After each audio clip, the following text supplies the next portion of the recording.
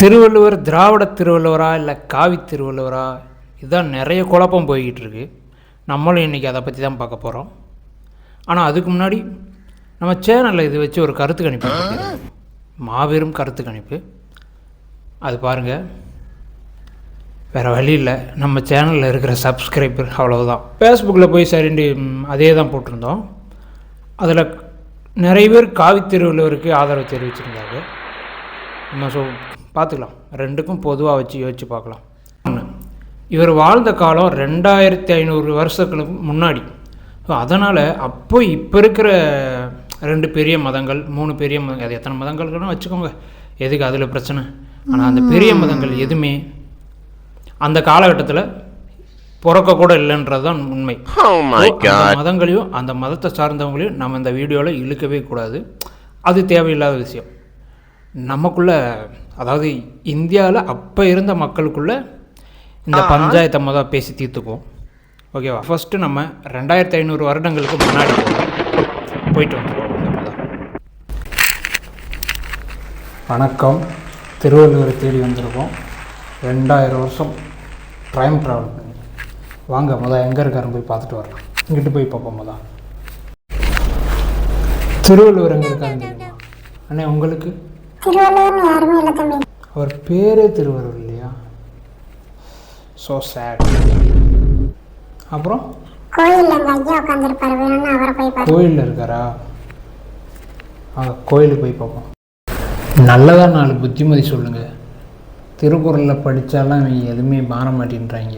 நீங்கள் சொல்லுங்கள், அதை போய் சொல்லியாவது இவங்க திருந்துறாங்களான்னு பார்க்குறேன். திருந்த தம்பி, நான் எழுதிய திருக்குறளை முழுமையாக படித்தாலே போதும். சரி, நம்ம கிளம்புவோமா? டைம் ஆச்சு. 2000 பெட்ரோல் செலவெல்லாம் முதல்ல ஏறிடுச்சு. கிளம்பு. போரடித்தால் ஒற்றை புளிய மரத்தில் தூக்கில் தொங்குங்கள், என்னிடம் வராதீர்கள் தம்பிகளே, வகுந்து விடுவேன். எப்படிங்க நம்ம டைம் ட்ராவல்? கொஞ்சம் மொக்கையாக தான் இருக்கும், ஏன்னா அவ்வளோவா எடிட்டிங் தெரியாது, அட்ஜஸ்ட் பண்ணிக்க. தமிழ்நாட்டில் மிகப்பெரிய சக்தி, இந்த சக்தியால் எதையும் பண்ண முடியும் அப்படின்றது தான் திராவிட சக்தி. உண்மைதான். அது இப்போதைக்கு திருவள்ளுவர் அளவாக நம்ம பேசுவோம். 1967, 68 இப்போது அண்ணா ஆட்சி. இந்த ஆட்சியில் தான் திருக்குறள் எல்லா ஸ்கூல்லையுமே சட்டப்பூர்வமாக அதிகமாக யூஸ் பண்ண ஆரம்பித்தாங்க. அப்புறம் ஒரு முக்கியமான ஒருத்தர், அதே ஆட்சியில் ஒரு சட்டம் வருது.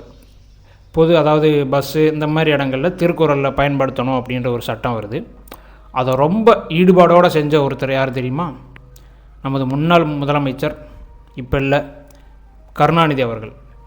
ஐயா அவர் தான் ஒவ்வொரு பஸ்ஸுலேயும் திருக்குறள் கட்டாயமாக இருக்கணுன்றதை ரொம்ப தீவிரமாக செஞ்சார். அடித்தட்டு மக்களுக்கு திருக்குறள் ரொம்ப சென்றடையணும்னு அவர் ரொம்ப தீவிரமாக இறங்கி வேலை பார்த்தாரு. அதுக்கு நம்ம ஐயா கருணாநிதிக்கும் அண்ணாவுக்கும் நம்ம என்றைக்குமே மதிப்பு கொடுத்து தான் ஆகணும். அவங்க இல்லைன்னா இவ்வளவு இறங்கி திருக்குறள் வந்திருக்குமா, மக்கள்கிட்ட சென்றிருக்குமா அப்படின்றது டவுட்டு தான். வந்திருக்கலாம், ஆனால் இவ்வளோ வேகமாக வந்திருக்காது அப்படின்றது என்னோட கருத்து. இந்து மதம், நீ உடனே இந்து மதம்னா அது இப்போ வெள்ளைக்காரன் இப்போ கொடுத்ததுன்னு வரலாம். எல்லாமே இப்போ கொடுத்தது தான். ஏன்னா சனாதனம் அப்படின்றது 5000 வருடங்களுக்கு முன்னாடி பழமையானது. எந்த ஒரு யாராலையும் தோற்றுவிக்கப்படாமல் தன்னால் உருவானது தான் சனாதனம். ஸோ அதுக்கு ஒரு நிறுவனர் கிடையாது. ஸோ அதுக்கு ஆண்டுகளும் கரெக்டான குறிப்பிட்ட எந்த ஒரு டீட்டெயில்ஸும் கிடையாது. அது ஒரு வாழ்க்கை முறையாக தான் வந்திருக்கு.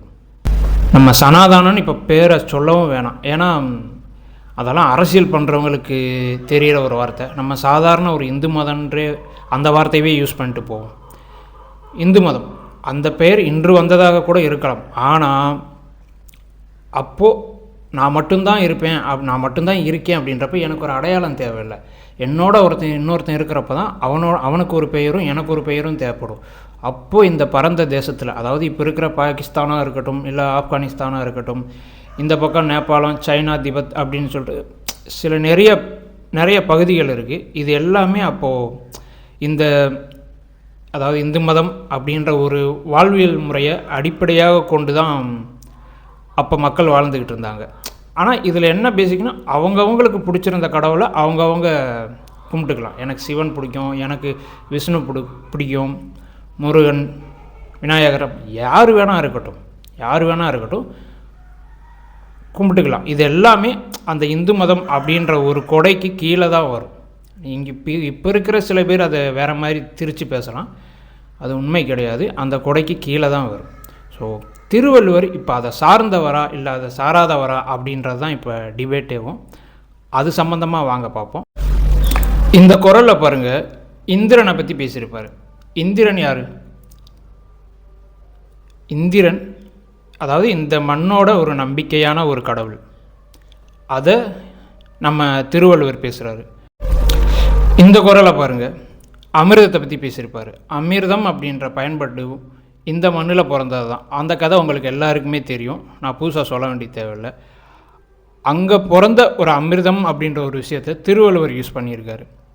சாகாவரம் இந்த திருக்குறள் இல்லை, நிறைய இடங்களில் அது வந்திருக்கு. சாகாவரம் அப்படின்ற ஒரு சில இடங்களில் வந்து சாகாவரம் அப்படின்ற ஒரு மருந்து அப்படின்னு சொல்லிட்டு அந்த அமிர்தத்தை அது சம்மந்தமான நிறைய குறள்கள் அவர் வந்து பேசியிருக்காரு.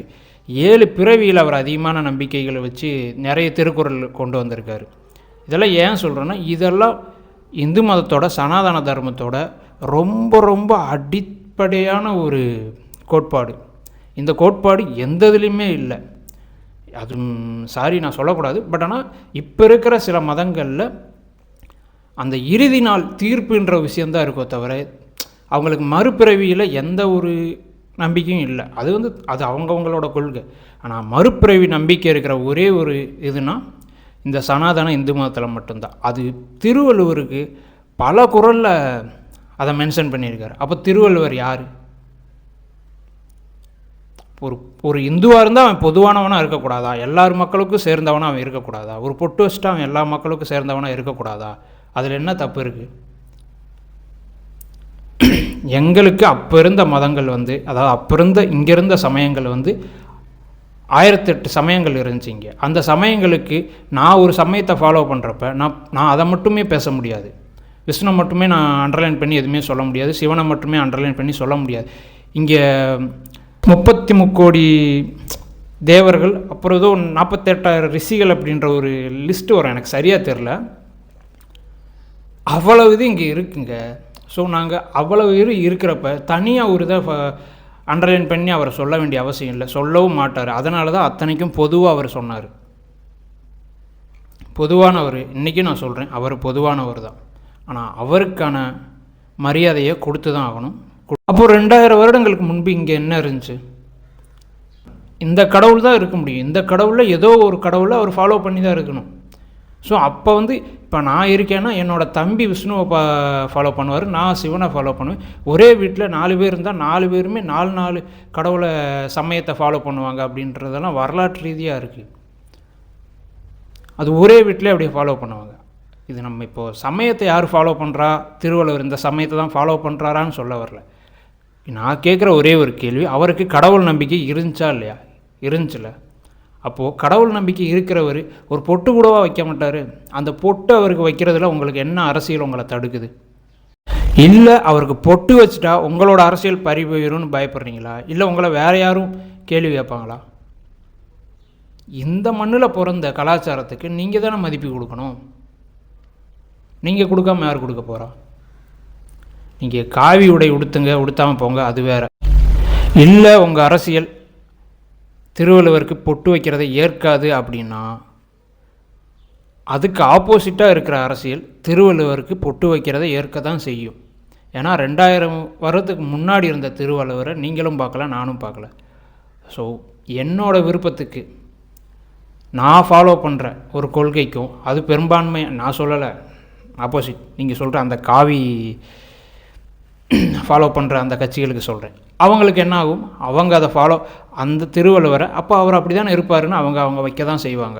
அவங்கள நீங்கள் கேள்வி கேட்க முடியாது. அதே போட்டு நீங்கள் வச்சுட்டு போயிருங்க, அவங்களுக்கான இடமே அங்கே இல்லையே. நீங்கள் அந்த அரசியல் எப்போ செய்கிறீங்களோ அப்போ வரைக்கும் 1000 ஆளுநர் வந்தாலும் அந்த திருவள்ளுவர் அங்கேயே தான் இருப்பார். 1000 சிஎம் வந்தாலும் அதை மாற்ற முடியாது. சாரி, இது ஒரு அரசியலாக கொண்டு போக பேசலை, யதார்த்தத்தை சொல்கிறேன்.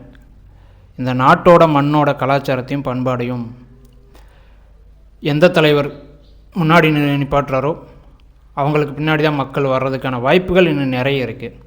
அதுக்கு உதாரணம் நம்ம அண்ணன் சிஎம் விஜய் சார்.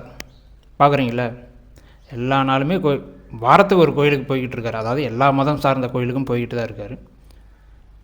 மக்கள் மாறுறாங்க, நீங்களும் மாறிக்கோங்க.